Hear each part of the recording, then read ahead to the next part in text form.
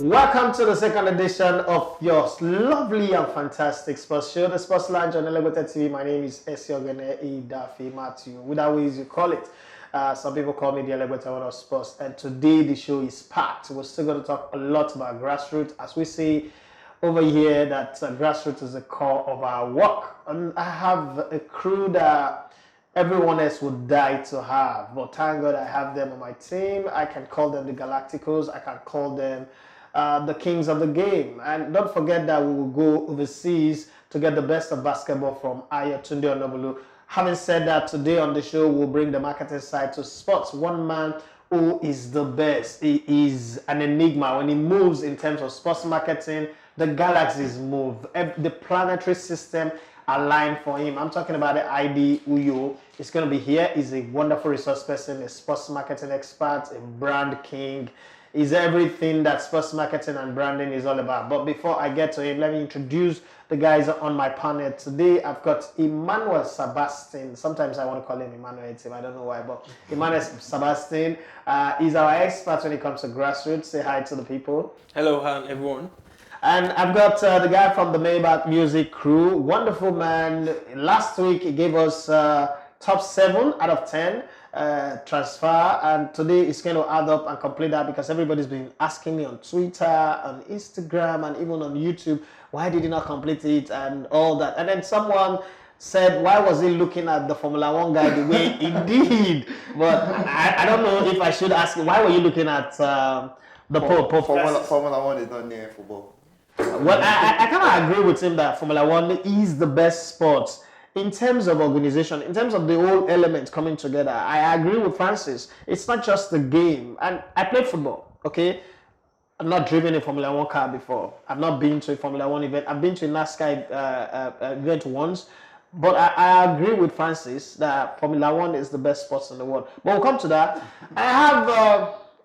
We promised everybody that every once in a while we'll bring our fans, those of you who tweet, who follow us on Instagram and YouTube, bring in your comment, or bring you on board to also share your views. These are people who work, who cannot make it to be regular members of staff, but they want to be part of the team. Why not give them the opportunity to be part of the team? So I have Precious Mosiwe. Thank you very much for coming on board. And you were here for the media edition when we recorded last week, but you were just observing. Today, you have a seat on the lounge. How you doing? Yeah, I'm good. My pleasure here today. I would do anything to have your kind of voice. When I was in radio, there's this guy called Anthony Becker, and he lovely voice, fantastic guy, and a great analyst as well. One of those guys who you work with and they make you better. But let's say the ground running. Let me start with you straight up. Tactically, the African Cup of Nations ended, but tactically, they say that the Algerian coach defeated Nigeria because of his tactics. He also played against Senegal, they say, because of his tactics. And he became the second coach, if I'm correct, the second man who won the African Nations Cup as captain, as coach as well, after the great Stephen Keshi. Now, when you want to talk about tactics, give us a potpourri of the tactics that worked and the ones that didn't work at the African Nations Cup. Okay, first of all, I'd like to say congratulations to the Algerian team. We could not have wished for a better winner for this tournament. Really? Yeah. Who's we? Nigerians. I think Talk for yourself, the bro. Algerian team, unarguably, were the best team in the tournament. Okay. Yeah. So congrats to them, and then congrats to Nigeria as well. This may not be a very popular view, because quite a number of people thought the Nigerian team could have done better. No, However, I don't think so, because I was expecting quarterfinals. I said to myself, I even told Jonogu and I told Jodo Gallo too, going into this tournament, that if they get to quarterfinals and they get knocked out, I'm satisfied. 20 rookies, only 3 players have been to the African Nations Cup in this team before. I mean, Yeah, I remember you saying that at the start of last show. So it's okay. Go ahead. Yeah, so they actually beat my expectation. Not just getting to the semi-finals, but then picking up the bronze medal. But it is very important that we look at certain aspects of the game that ordinarily may not be available to the average football fan on the street. Okay, so I think the first thing I'd like to look at is the goals count. I'd like to compare the AFCON 2019 against Euro 2016. Now, we scored one who had a count of 102 goals in this just concluded AFCON, 102 goals in 52 games. Euro 2016 recorded 108 goals in 51 games. That's because the AFCON had the classification game, the third place match. Yeah. Okay, and then the Euro 2016 had Griezmann as top scorer with 6 goals. Igalo, Nigeria with 5 goals in the AFCON. So you see, there's not so much to separate the two tournaments. And then in terms of assists, Ramsey and Eden Hazard tied on 4 assists each in Euro 2016, while Kessie had 3 assists. Ivorian in the just concluded AFCON. Yeah. So you can see. Not far in between. Not so much in between. Sorry to hold on there. Why did you pick Euro 16 in particular? Because the closest and the same number of teams participating. Yes, similar format. Yeah, okay. So now if we go to the possession, in the AFCON, Cameroon amassed the highest average possession of 58%. In Euro 2016, the highest was Germany with 63%. Okay. If you study the other teams' average possession in Africa, there was not so much to separate them. Basically, we're having 50%. Cameroon was the major standout with 58%. They got knocked out by Nigeria. What that tells us is that there is not so much separating the big teams, the so-called powerhouses in Africa, and the smaller teams. Yeah. Okay? Yeah. Now, if we go beyond possession now, let us look at the attacking patterns. You will find that in Africa, they just concluded AFCON, we had teams on the average attacking through the left, 41%. Yes, a lot of them attacked through the left. Even Nigeria's opening goal in the tournament, you'll find it came from the left. The wonderful back heel from Olaino and the absolutely sumptuous finish by Odion Igalo. Okay, it was from the left. Okay, even the winning goal of the tournament came through the left. The same way. Now, so we had, say, about 39% or thereabout of the attacking play coming from the right, and a minute 20+%, under 25% attacking play coming through the middle. If you check out the statistics from the Euro 2016, you will find a spread. The take home from this is that African teams play predominantly the same way. You look at the goals scored.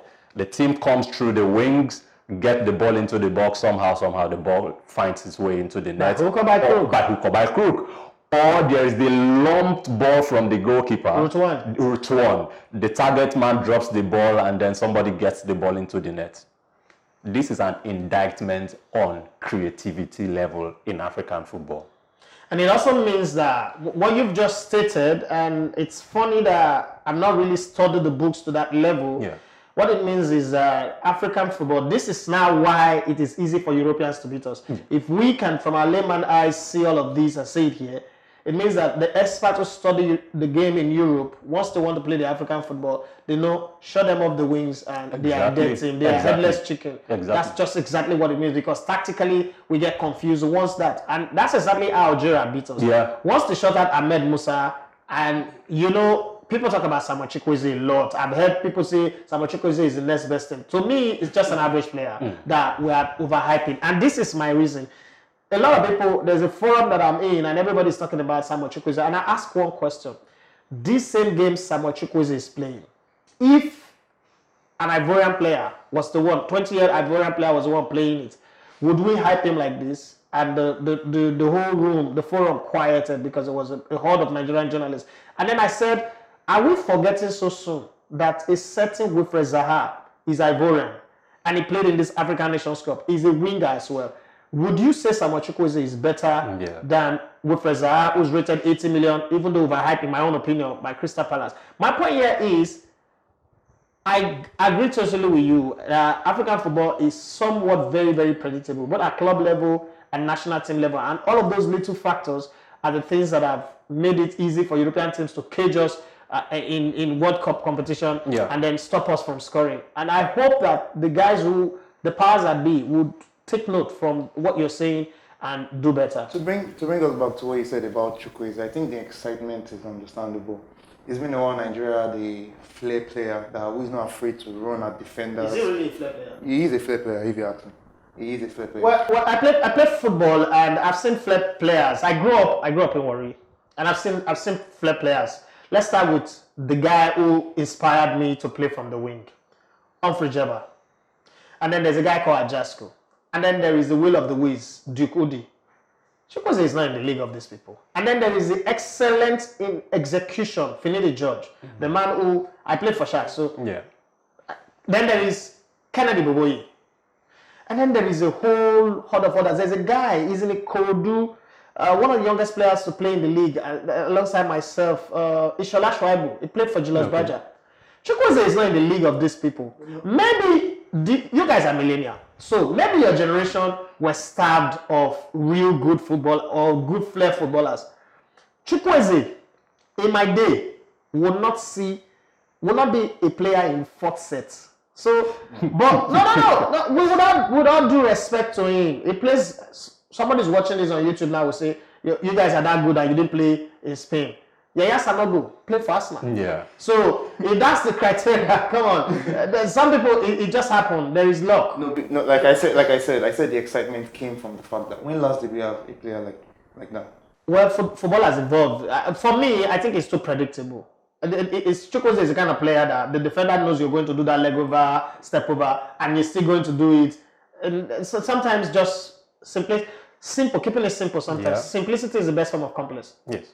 Okay, so I'll pick up one key area for the Nigerian team. We started the tournament with Mikel playing basically as a second striker behind Odion Ighalo. And there was this public outcry to drop him from the team and replace him with Alex Iwobi. Which we did. Now, we replaced Alex Iwobi with Mikel, and all through the tournament, Iwobi as our 10. Yeah. The guy who was supposed to carry the creative responsibility for the Nigerian national team. All due respect to the debutants in the tournament, like Madagascar, but this is Nigeria we're talking about here. Iwobi registered just a goal and 0 assists in 7 matches. That mirrored the death of creativity in African football. And you could say that to Ghana too. You could say that almost all the time. Exactly. So it kind of corroborates the point you made about a player who we are excited about now not making even the first set. Yeah, exactly. In your days as well. Okay, you understand what we're talking about here. It means the football in Africa has gone. We are not progressing. We're retrogressing. We are retrogressing, exactly. Now, if you compare that with the European teams. Let's not even go to South America because I think there's an issue. During the course of my research, I found out that we have similar stats with the South American competition that just ended. I also like to talk about the foul count. Okay. In Euro 2016, the team with the highest foul count per 90 minutes here was Hungary. They had a foul count of 14.5 fouls per 90 minutes. Yep. Okay, that was the highest. In Africa, the just concluded tournament. What was the lowest? The lowest. The lowest was Madagascar with 14.4% fouls per 90 minutes. So our high level of interaction of play. Exactly. Not free flow. Exactly. You could hardly find a 10-pass move that was not punctuated by a foul.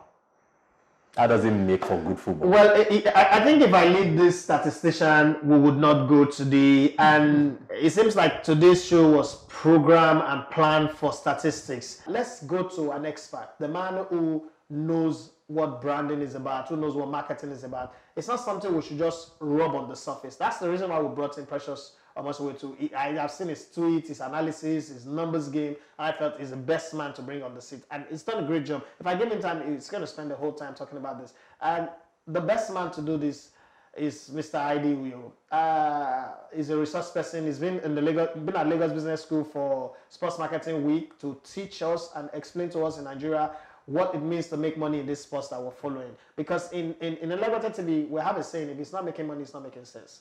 And every time you look at this thing, the African Nations Cup have come and gone. How much did Africa make? What is the financial implication? What is the value? I don't know. You don't know. I don't know if anybody on this panel knows. But I think this is a man whose job it is. He's a marketing expert. He's a brand expert. He's a sports media guru. Everything is ubiquitous, as a matter of fact. So let's get his view all the way from United States of America on the marketing and branding aspect of the African Nations Cup. Hi, thank you, Adafe, and welcome to this edition of ID on Sports. My name is ID Uyo for Elegba TV. Today I'd like to talk about the recently concluded African Cup of Nations in Egypt from a marketing, business, and branding perspective. But before I do, let me take a moment to congratulate the Desert Foxes of Algeria, the 2019 African Cup of Nations champions. This isn't the African Cup of Nations of yesteryear. The first tournament was played in 1957 with 8 teams, and the field expanded to 16 teams in 1992 to the 24 teams that we have for the first time in 2019. The tournament has evolved significantly since then. Today's African Cup of Nations is a sophisticated sports property with interest from around the world because the players are known in Europe as much as they are in Africa, America, Asia, and all points in between. The tournament offers a great platform for nations to brand and rebrand themselves, for companies to market their goods and services, and for players to show what they can do. Today, I'd like to talk about 4 key marketing and branding elements at the 2019 Africa Cup of Nations.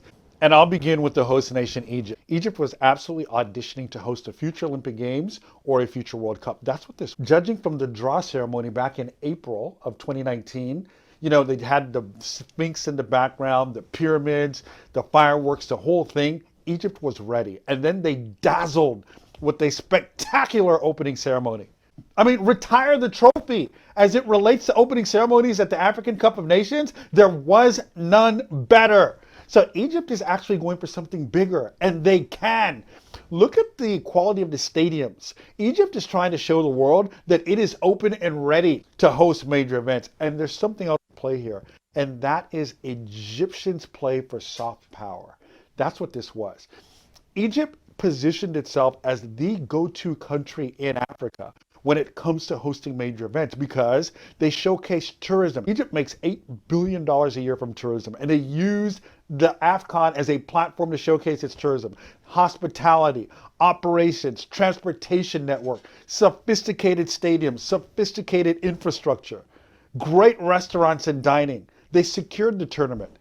Egypt played for soft power. And by the way, bear in mind also that Egypt is currently the president of the African Union. So when it comes to events in Africa, when it comes to sports in Africa, Egypt positioned itself to the rest of the world as the go-to destination. Don't get me wrong, there were some glitches in hosting the tournament, just like there are in hosting any major event. For instance, the fan ID system for getting tickets was a complete and total disaster. And there were empty stadiums. But then again, the empty stadiums don't really matter. You know why? Because the majority of revenue comes from television rights, marketing, advertising, and sponsorships. So said another way, even if they didn't sell a single ticket, the organizers already made their money. And Egypt retains 20% of gross revenues that are realized from this tournament. So they did very well. So from a marketing and branding perspective, the Egyptians used the AFCON very effectively to wield soft power in the region. And they did. Absolutely. Number 2 is social media marketability of the players means that this is no longer just a continental tournament. What I mean by that is take a player like Mo Salah who plays for Liverpool. He has 48 million followers on social media. Between January of 2018 and June of 2019, Mo Salah had 253 million social media interactions. By that, I mean likes, comments, etc. across social media platforms in the span of a year. So that's 250 million people interacting with Mo Salah alone. That audience is huge. You don't have that many people in Egypt. So that means that there are people from all over the world interacting on Mo Salah's social media. A guy like Sadio Mane, who plays for Senegal and also plays for Liverpool, had 18 million social media interactions. Another player is Alexander Iwobi, who plays for the Super Eagles of Nigeria, but he also plays for Arsenal, which leads me to point number 2A. The followers of these clubs like Arsenal, Liverpool, and what have you are also following the players in AFCON. That opens up a whole new audience, and that means that countries need to be selling their platforms to this global audience that are watching. There needs to be an element of hospitality. So if you are a country in Africa You need to be branding yourself to the world using the Cup of Nations as a platform to advertise to the world that you're open for business. Whether you're a country that's participating in the tournament or not, you needed to use this global platform to sell the fact that you're open for investment, open for business. I mean, where were the ministries of culture and tourism of these countries? I expected the Ministry of Culture and Tourism of these countries to talk about what the country offers. I mean, I didn't see too much of that. Only South Africa did this. For instance, if you're Ghana, I expected the Ghana Ministry of Tourism to come out and talk about the castles of Elmina. Senegal, come and talk about Gore Island and some of the tourism opportunities you offer there. Tanzania, what can I do at the base of Mount Kilimanjaro? Zimbabwe, I'd like to know what I can do in Bulawayo at Victoria Falls and some of the other tourism packages you open. The Democratic Republic of Congo, hello, do you still have the silverbacks? Can I come and see the silverbacks? How do I get there? And by the way, if you were Guinea, there are 4 Guineas in Africa: Equatorial Guinea, Guinea-Conakry, Guinea-Bissau, and the Republic of Guinea. 4 Guineas. Of the 4 Guineas, 2 of the 4 Guineas were in the African Cup of Nations. Neither Guinea tried to distinguish itself. How do I know which Guinea is which? Guinea, I'm sure you have a rich tradition of something. What is it? What can I come and invest in? By the way, which Guinea am I coming to? Nigeria. Nigeria. I didn't see anybody from the Ministry of Culture and Tourism, nobody from the Ministry of Education, nobody from the Ministry of Children's Affairs, but I didn't see any effort to sell and rebrand a country. And if there's a country that needs to be rebranded, Nigeria, I would imagine, is one of those countries. I expected these countries to send somebody from the Ministry of Science and Technology to see what the Egyptians are doing to secure the tournament, to get skills acquisition, project management skills, talk about cybersecurity at these major events. I didn't see any of that. As I said earlier, Africa view these tournaments as just fun and games. They don't see them as sophisticated marketing opportunities. And oh, by the way, if you're an African country, even if you were not playing in the tournament, you still should have been in Cairo using the platform to market your country.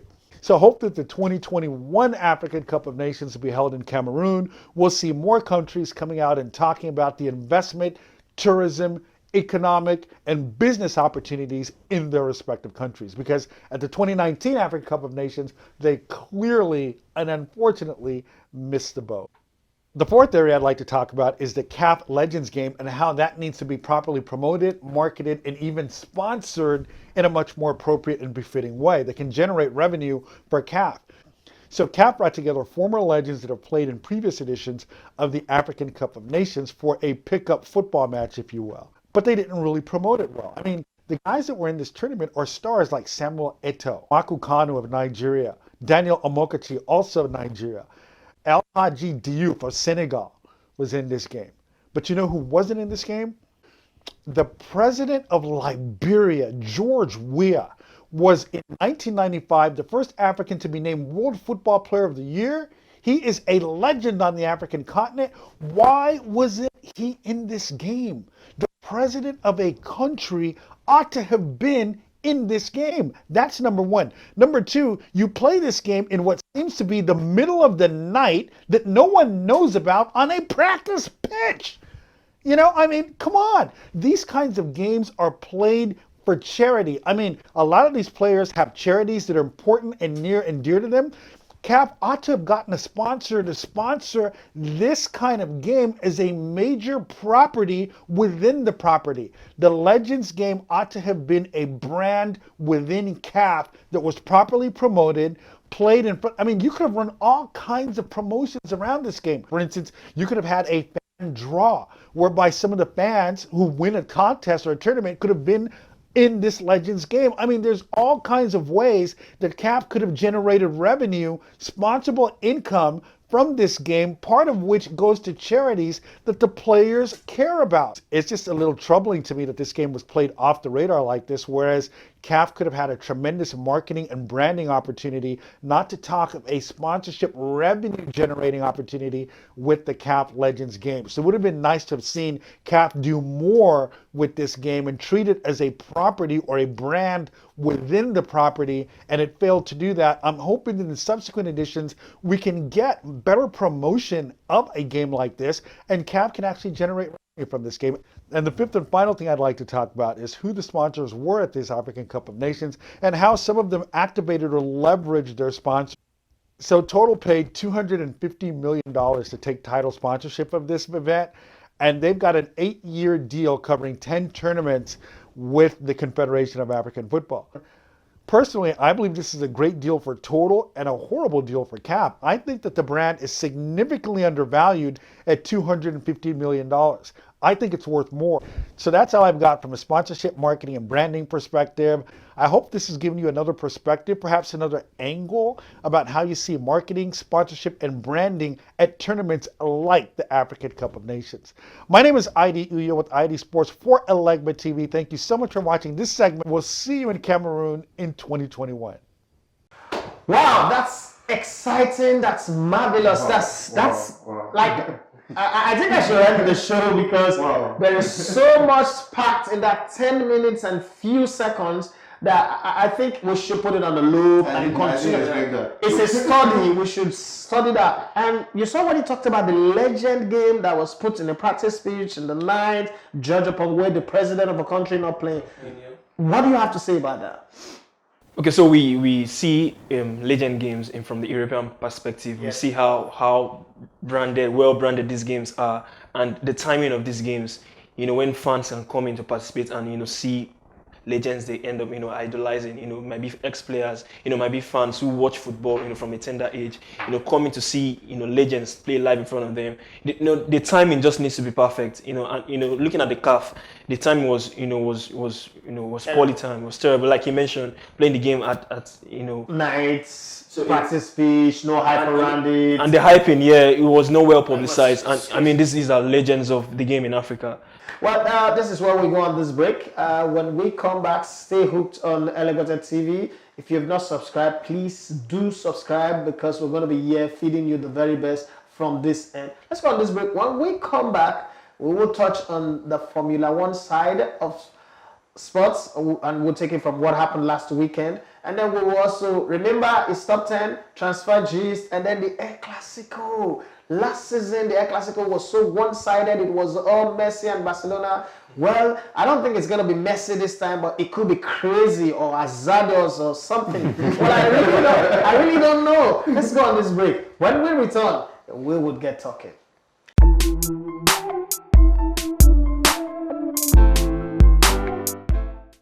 Welcome back. It's still the Sports Lounge on Elevated TV. I still remain Daffy Matthew and my lovely crew. It's just that, like a football game, you have to make a substitution. Sometimes when you make it, it's not because the player is the weakest player. Sometimes you save your best player for the next game. So, the player will bring in. I remember when in 2002, the 2002 World Cup when Nigeria was playing against Argentina, then they removed a player and then they bring in another player. And one guy sitting next to me said something like, "Hey, I don't die you. Then they come out trouble, they bring in Wahala."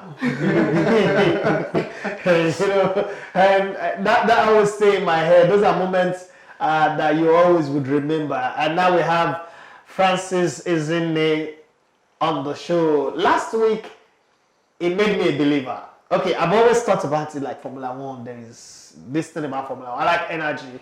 And it finally made me understood that I shouldn't be going to Russia or Eastern Europe to look for symphony. Every time I'm interested in the symphony, the music, or the symphony of life, I should just watch Formula One because to me, Formula One, the whole back end is a symphony. Now, before I come to you, Francis, welcome to the show today once again. Thank you. Now, before I come to you, Francis, I want to come to Emmanuel Sabastine. Emmanuel Sabastine, we're in the business end of the Surulere League. Yeah. And this is the time where the top three from each group need to solidify their position and hold forth so that they can make it to the top, what's the Super Six, yeah. and then declare the winner. So give us your hopeful 3 on both sides, and then just tell us how it's been going, and then the tactics of the coaches, because we're talking about tactics. Are they still playing from one side, the left hand side? I mean, talk to us about that. Okay, so the top 3 teams, like you mentioned, from each group, they get to compete in the Super Six. Yeah. So at the moment, so the teams occupying the spots in the Group A standings, we have Starbase, and we have Goshen, and we have Deep Rose as well. Now, so, before you go, yeah.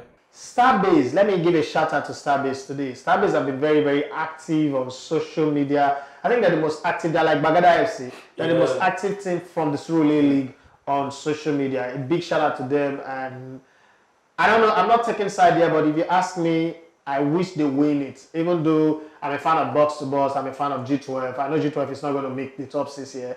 But for their activities on social media, I want them to win it. Yeah, so Starbase, yeah, kudos to them as well. I've been seeing their tweets on social media as well. So and Starbase, they are second on the log as well. So there's Dominion Hotspur who sit top of the table, yeah, and so there's Deep Rose who are on the third spot. So that's for the first group. Then the other group we have FC Bethel, Box to Box, and FC Goshen.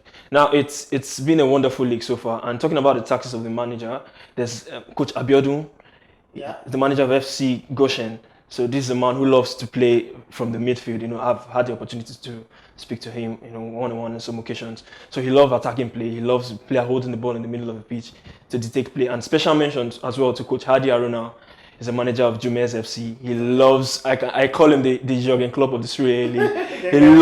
He loves, pressing. When you're on the sidelines, you hear him, press, don't let them settle on the ball, press. So he's this manager who loves to pressurize his opposition. You don't give them time to settle on the ball. So it's been, tactically, yes, in as much there's room for improvement, for these managers, but they are giving their best. They're doing all they can to know how to do. So it's been a good league, from a tactical perspective as well.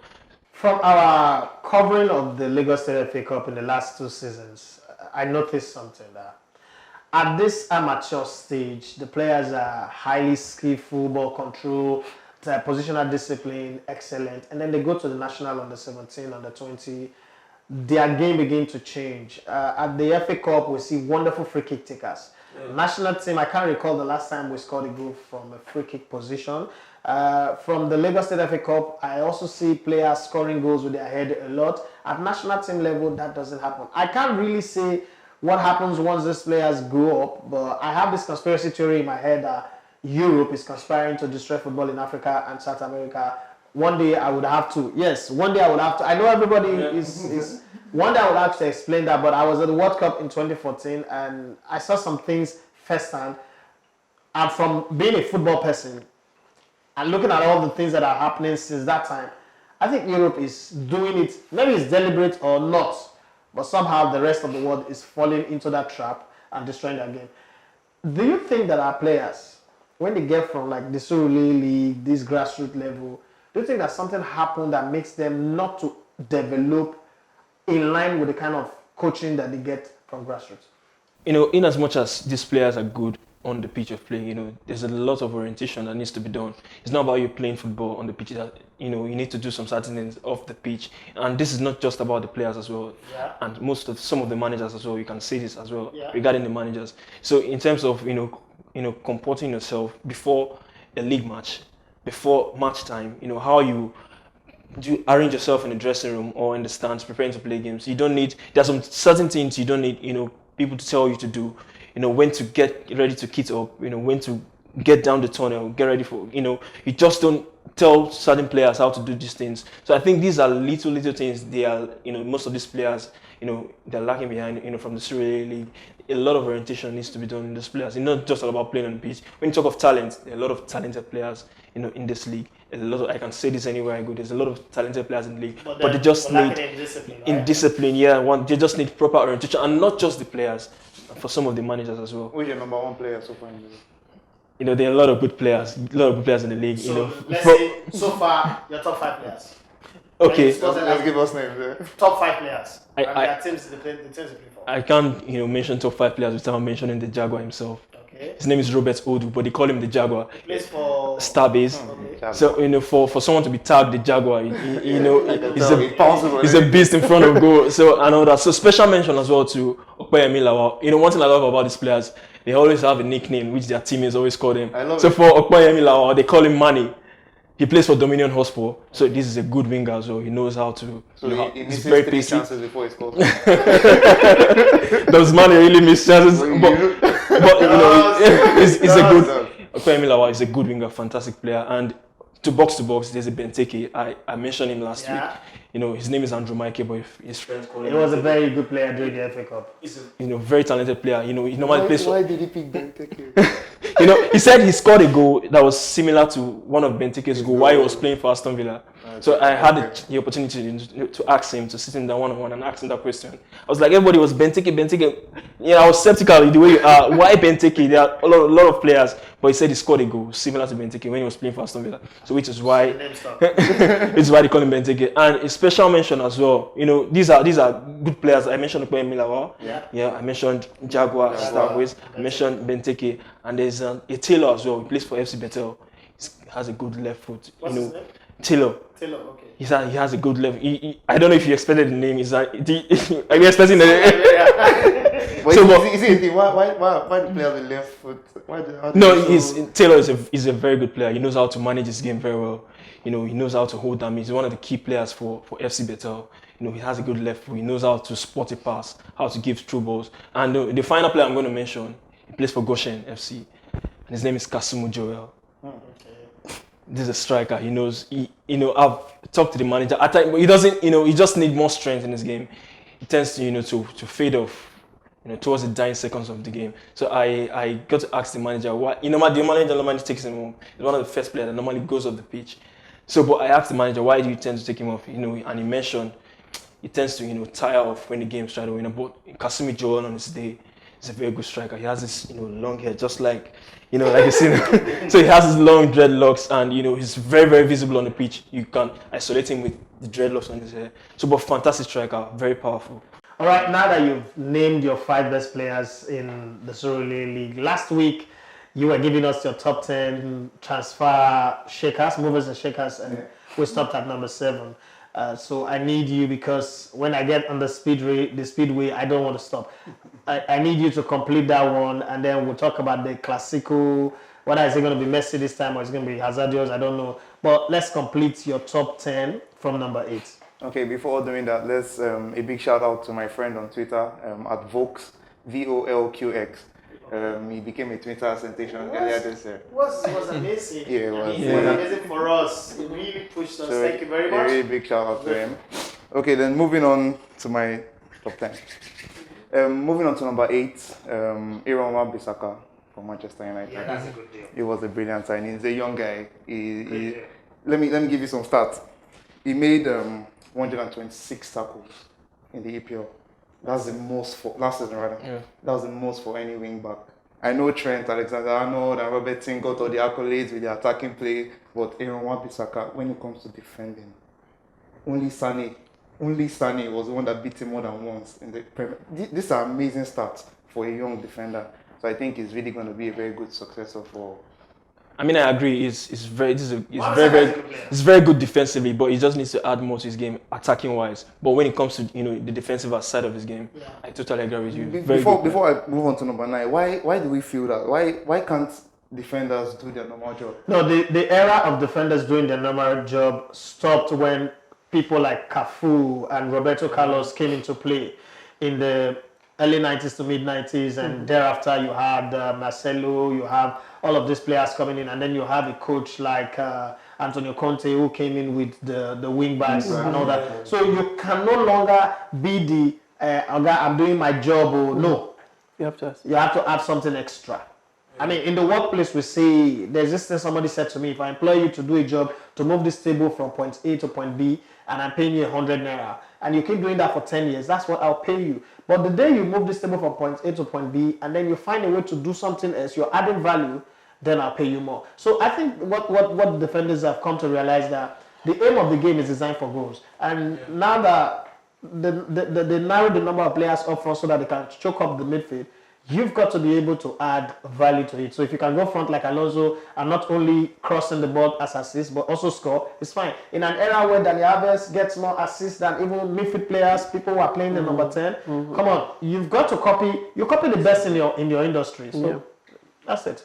All right, that's good. Moving on to number 9. But before I go on, if you want to cut the first 7, you need to watch the first episode. Moving on to number 9.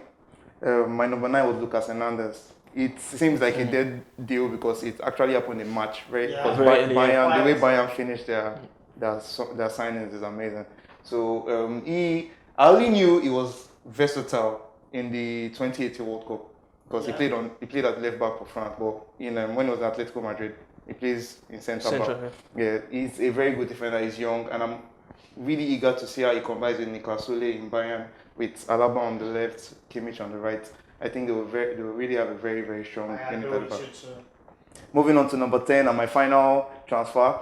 Before I say that, I need to let you know that before this went down, the league had not gone to Juventus. So that's a massive one. That's why it's not number 10. That's why it's not in the 10 rather. But I mean, we need to make big mention to that. Mathis De Ligt moving to Juventus, that's a very big one. But my number 10, as originally planned, was Ander Herrera to PSG on a free transfer. The fact that it was on a free transfer, I'm one of the very few people that think Ander Herrera is massive. I also think he's massive. Oh, he's a very massive. Policeman, he watched the checkpoint properly. Did you watch the game against Chelsea? He followed Hazard. Checkpoint properly. He's the best guy for the night crawler. He's a checkpoint. That's why I call him. Like, you want somebody who will check the opposition hard man, just put him there.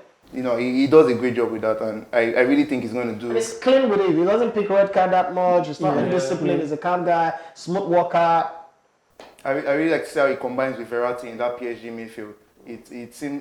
They seem to be creating a kind of midfield that's dogged and just going to allow the Mbappe, Cavani, Neymar, if he remains there, to enjoy themselves. I don't think Neymar's going to remain there. I don't think so too, but I mean.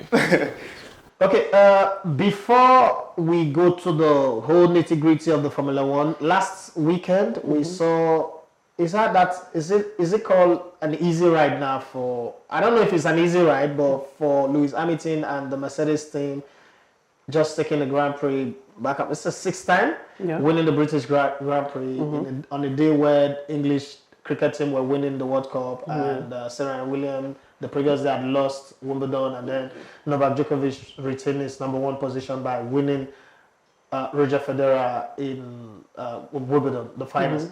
Now, how easy it is for Lewis Hamilton to win the Formula One like year in, year out, and most of the race? Is it about the car or about his style of driving? Well, Lewis Hamilton has a very awesome style of driving, but as I said last week, a lot of other drivers have very good styles of driving. Like the British Grand Prix that just passed. Lewis Hamilton won't have won that race if not for the safety car that was invited by Giovanni. So Lewis Hamilton won't have won that race. It was Lewis Hamilton didn't make any mistakes all race day. He was, as the checker flag, as there was a light out, he followed Valtteri Bottas in his mirror. It's very scary to be driving and look at your side mirror and be seeing Lewis Hamilton. It's a very scary sight. And that's how he followed Valtteri Bottas for 20 laps. Scary. You know, the way he says it, he's saying it like you're stealing meat from pot, and the reflection of the cover of the pot just show your mother's face behind you. No, you know that she's there. Your hand is already in the You know you're done for. Judgment day for you. Yeah, no. If I believe if it was any other driver aside from Valtteri Bottas, his heart would be skipping and he would eventually have lost that place in a couple of seconds.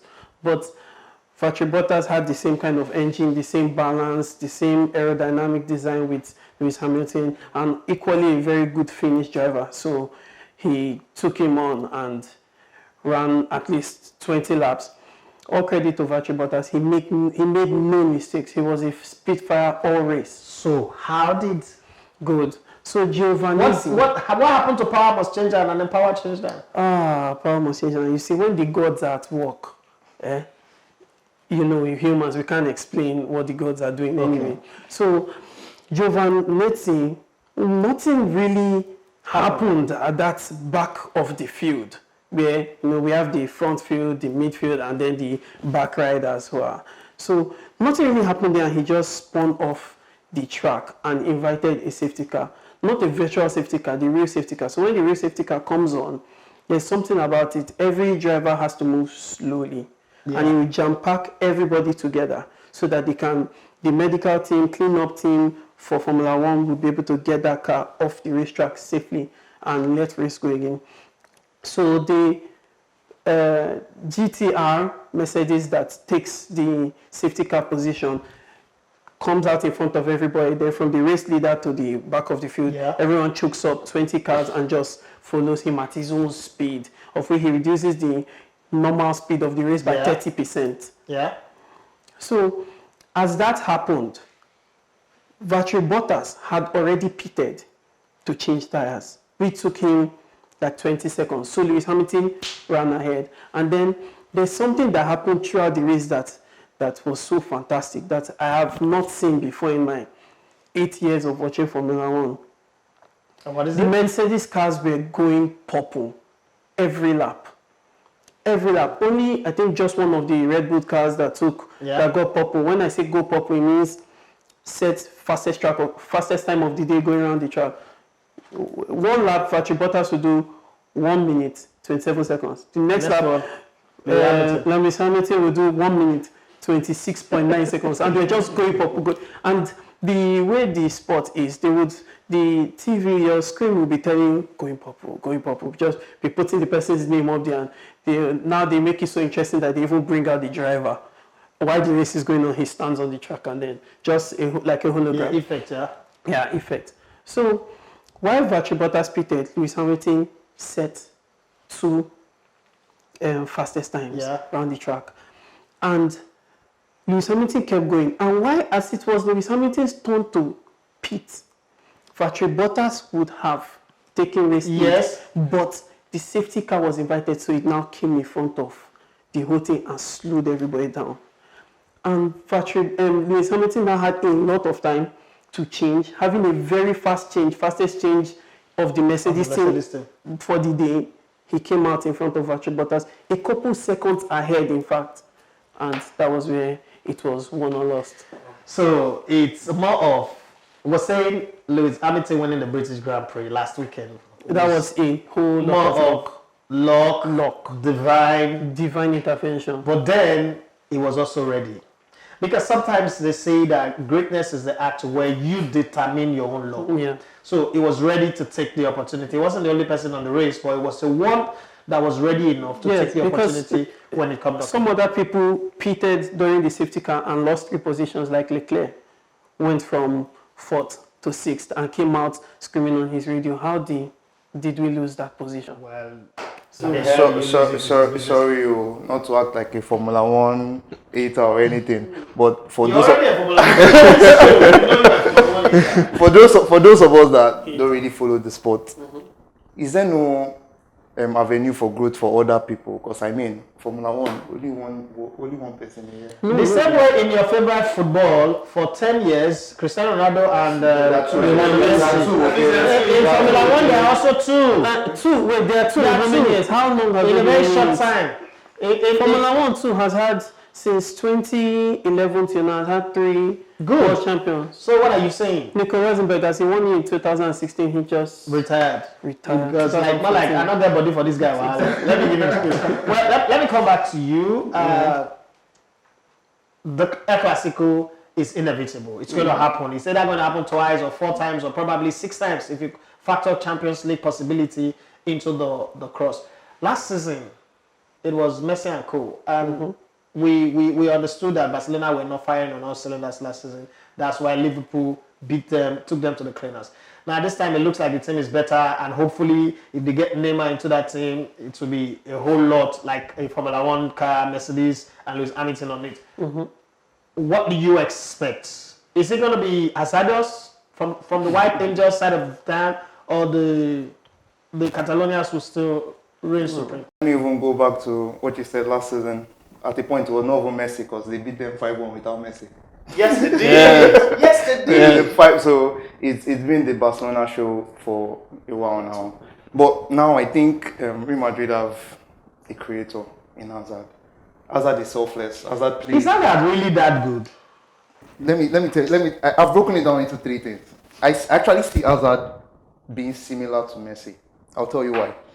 1, when Messi hold on. Let me get there. I'm not saying. I'll get in touch with my lawyer. I'm not saying Hazard is at Messi's level. It's not similar to Messi. He is. Just listen. I've broken down 3 steps. I'm listening. 1, when Messi and Hazard approach a defender, they know what they want to do. They know what dribble they want to do. They know it. 2, they know the defender know what they want to do. But 3, they still do it. Those are special players. When you can't stop what you know what they're going to do, and you still can't stop it. So I believe Hazard. For the sake of the show, let me not convert this to hard tackle. So let me let it slide. But basically, I don't think. I know what you want to do, but I just don't want to tackle you. So. Okay. So, but I feel Hazard will make Madrid a lot better. Not in the sense of or the way Ronaldo did, but Hazard is going to bring a lot of people into play. Benzema, I expect him to score more. He created over 1 million chances for Benzema in the game against Bayern. Benzema missed. This guy, you are the hype man general of the world. Over 1 million chances. I put that one on the screen. Over 1 million chances. Benzema has won lottery. I hear you. Boss, I hear you. I love Hazard, but I think Barcelona will still dominate the El Clasico. I mean, Messi is too much. And with Griezmann, all he needs to do is put it under Griezmann's left foot. Put it on the plate. That left, for one educated left foot, advert class left foot to year class left foot. But I think a lot determines on what Madrid is going to do with Jovic. I think they need to put. You seem to like Jovic. I like him a lot. He's a poacher. I love poachers. He reminds me of a Ruud van Nistelrooy because once the ball comes into, he scored 5 goals for Frankfurt in 1 game, and if you watch those goals, each goal was poacher's instinct. Oh my God.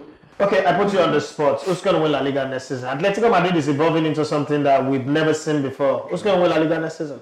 Funny you should talk about Atletico because there's a lot of conversation going on around them that is Simeone changing his way. I wanted to save that conversation for next week. But go ahead. I mean, you can see with the transfers he's bringing in with Joao Felix, with Trippier. Trippier is an attacking right back. He's good on set pieces as well. Yeah. So the question is, can a Leopard change the sport? I don't know. I don't think so. I want to go back to my favorite sport, Formula One now. You were telling us before we started about some dynamics that came into play that you observed. Yeah. Can you reiterate that for everybody to enjoy? Okay, so for the logistics. Yeah. I just recently discovered this even before saying Formula One was one of the best sports. And my reason for saying it was one of the best sports was because of the technicality, even off the track. So discovering how the logistics department of each Formula One team works is just admirable. So before the richest Formula One teams, all Formula One teams they need a chaotic balance between air, road, and sea transport to be able to supply all their vehicles and equipment to the different racetracks, which in a few months from March to November, they cover 21 racetracks in 5 different continents. So the most difficult racetracks are the ones that are located outside Europe, which they call the flyaway races. Yeah. So, but within Europe, they can just use trucks to move their equipment, of which no team uses less than 3 trucks. I'm not talking of these Dangote trucks that we see. I'm talking of if you see those trucks, the way that they log gave us.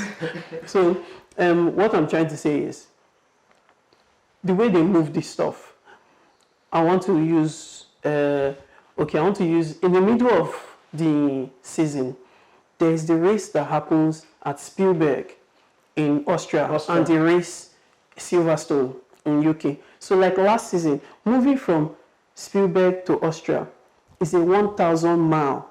I don't know how much 1,000 miles in kilometers. I think that's like 100,000. Yeah, that's 100,000 kilometers. Yeah.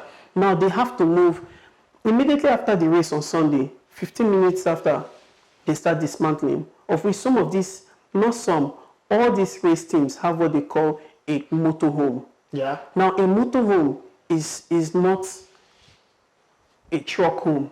It's a natural building of at least 3-story buildings with offices, restaurants and kitchens, bars, and a lot of media team and all that. If you see it, you actually think this is a building. For me, I had always thought that those were buildings that were on the track. Okay, well, I just realized they dismantle these buildings. all of this. It takes them 2 days to assemble and to dismantle. So they assemble it in 2 days, and after the racetrack, dismantle it in 2 days. And then this thing has to move to another racetrack. So moving from Austria, the Spielberg to Silverstone, 1,000 meters. After dismantling all these things, they have to get to the next racetrack by Thursday morning. Meaning that those trucks will travel that distance without stopping. They only stop to refuel. So each truck has 3 drivers. One drives the other to sleep. And then they interchange with time. And while one must be driving, the other 2 must be sleeping, not gisting. So can you see the logistics? Yeah. And then if we move to another setup, in 7 days from Bahrain race to Shanghai in China, that's 4,000 miles. Okay, before we talk about the logistics of getting the things there, this race happened in, like, let's say June last year. Yeah. These 2 races within 7 days, of which Shanghai was the second race, Bahrain was the first, and Shanghai is 5 hours ahead, meaning they had 7 days minus 5 hours. Sure. To get there and assemble. But before that, in January, in the last week of January, this logistics plan had already started. They had already shipped a few things that they would need for those races in middle of the year in January to those places, move them by boat. Some teams had... You see, Francis, I'm not cutting you short, but you see, when people talk things like this, I'm all up for the little details. That's what I'm all about. I've always said that if you get the little details right, the whole world will be seamless, will move in seamless motion and progression. I'm not going to let you end this now. I'm going to take it all over to next week. Remember where we post on this, and we'll take it over to next week. I want to go to the basketball court, but I need to go on a break. Let's go on this break. Stay tuned on Elevated TV. We'll be right back.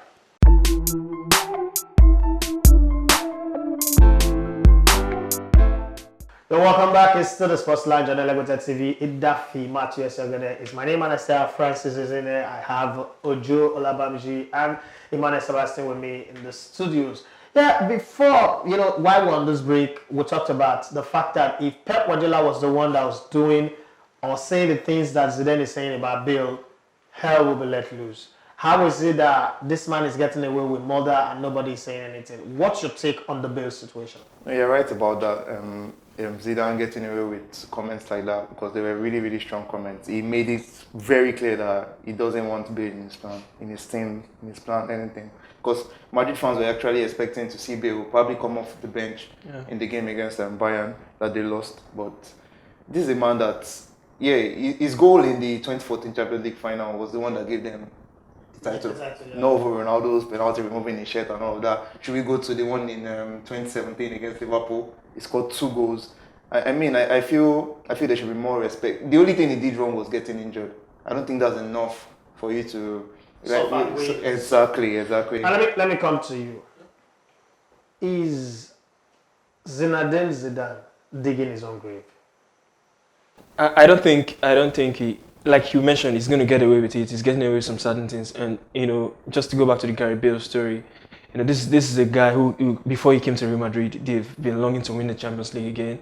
And he came and they won the Champions League. And he scored over 100 goals for them. Like you mentioned, the only thing that could happen to him was the injury record. You know, he has had a poor injury record. So, but Gary Bale is a fantastic player. You know, in as much as the manager decides the team, you know who you want and you know who you want in the pitch of play. You know, there's some certain way, you know, to do things, to tell the player that you don't want him in your team. And I think Zidane is going the wrong way about it. But I think he's going to get away with it. He's a Real Madrid legend, so it might just. I don't think he's digging his grave at the moment. Well, I don't want to dig my grave, and I don't want to think that Zinedine Zidane is digging his grave. But this is where I will draw the curtain on the show. But we can't go without bringing in the best of basketball with Ayotunde Onobolu, all the way from United States of America. But we also want to say a very big thank you to IDU for giving us the marketing side, the branding side, and everything. And thank you to everybody who's been on the show, from Precious Omosowe to my Formula One expert, the man who's making me love Formula One. Next week, for those of you who love Formula One, it will come in and continue the logistic story. I was getting excited, but I know that time was on our side. And Rick Ross, Ojo Olabamiji, and Emmanuel Sabastine, our king of grassroots. From all of us on this side, we say bye-bye. Thank you, and keep watching Elevated TV. Meanwhile, let's get the best of basketball from Ayotunde Onobolu. Hasta la vista. Bye.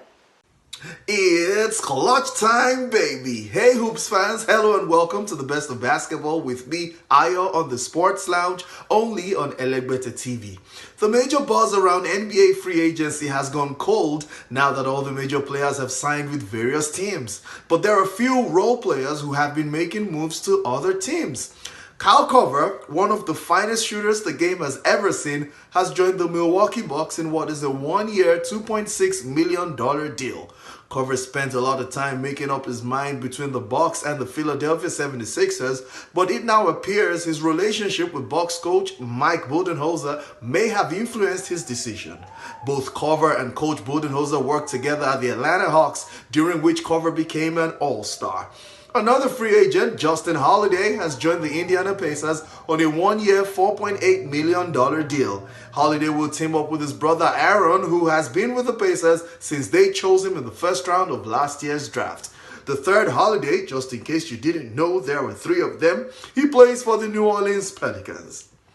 Now, Houston Rockets star James Harden has said he's working on another move that may look like a travel. Jeez. All right, let me switch. Houston Rockets right there. Harden spoke to a few kids at a promotional event in Houston where one of the kids actually asked him why he started to do, according to the kid, that traveling step back. Harden said every offseason he tries to work on something new, something that will keep him ahead of his peers, but quickly said that step back, Jay, was no travel. I wonder what Harden has beneath his beard in the new season. And let me let you quickly know that the Washington Wizards have confirmed Tommy Shepard as their permanent general manager. Now, Shepard, who's been with the Wizards for close to 20 years, held the role in an interim capacity for the last 3.5 months after former GM Ernie Grunfeld was fired in April. Also, the Sacramento Kings have hired former WNBA star Lindsey Harding as an assistant coach to Luke Walton. Now, Harding joins a growing group of female coaches on NBA benches, including Boston's Kara Lawson, San Antonio's Becky Hammond, Dallas's Jenny Bouchek, and Cleveland's Lindsey Gottlieb. Now, there's a legal battle brewing between Nike and the NBA Finals MVP Kawhi Leonard over a dispute on the claw logo. Man, so let me explain what's going on here. Now, Kawhi sued Nike to court, claiming that they kind of stole his claw logo design and started to use for money-making purposes. But Nike insists that it wasn't Kawhi who designed the logo, but their own team of talented designers. They even said further that Kawhi had previously admitted that it was the Nike guys who actually developed the logo in the first place. In fact, they claim, Nike that is, that in Kawhi's suit, he never attached any design that he claimed to make in an attempt to lay hold to the creation of the logo. Nike admits, however, that Kawhi only initially gave a rough draft of the design. Could this be lost in English translation? And this is one battle that could linger for a while. The claw logo is currently registered as a Nike product. Anyway, Kawhi already has 2 campaigns no one is going to attempt to take away from him. One is the fun guy, remember? And the other is the king of the north, even though I'm not sure the Toronto Raptors still think about him that way. And finally on the show, Nigeria's men's national basketball team, D Tigers, began preparations for the 2019 FIFA Basketball World Cup with an 85-81 win over Dominican Republic in an exhibition game that was played on Saturday. There will be more tune-up games soon. And that will be all Well, folks, thanks a lot for tuning in, and please make sure you subscribe to Elegbete TV to catch the Sports Lounge every week. Also, do well to share. Until I come your way next week on the Best of Basketball with Ayo, it's clutch time, baby.